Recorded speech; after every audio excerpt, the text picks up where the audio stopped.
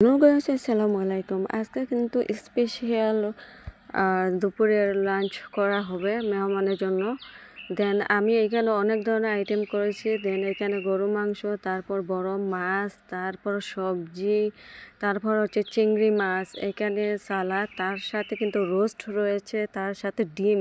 তো অসাধারণ একটা রেসিপি আজকে আমি মেহমানের জন্য বানিয়েছি। তো দেখতে পাচ্ছেন সিম দিয়ে বড় মাছ রান্না করা হয়েছে, অলরেডি গরু মাংস সাতকরা দিয়ে রান্না করা হয়েছে, সেই রান্না করছি চিংড়ি মাছ, তারপর সবজি, এইখানে রোস্ট, ডিম।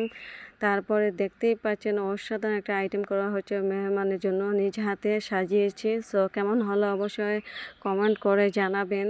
সো এই চিংড়ি মাছটা আমি নিজে হাতেই রান্না করছি। সব এখানে যতগুলো আইটেম আছে সব আইটেম কিন্তু আমি নিজে হাতে রান্না করছি। সো নিজের কাছে অনেকটা প্রাউড ফিল করতেছি যে আমি নিজে হাতে এত কিছু কীভাবে আমি করতে পারলাম। সো আলহামদুলিল্লাহ। তো এইখানে আমি সবার জন্য একটু একটু করে সাজিয়ে নিচ্ছি মেহমানের জন্য। সো দেখতে পাচ্ছেন খুব সুন্দর করে টেবিলটা সাজালাম। এখানে সালাদও রয়েছে, তারপর হচ্ছে দুই ধরনের কিন্তু এই চাটনি রয়েছে, আলু চাটনি, তারপর রয়েছে আলু ভর্তা, মাছের চাটনি, তারপরে আচার এখানে রয়েছে, তারপরে টক রয়েছে এখানে।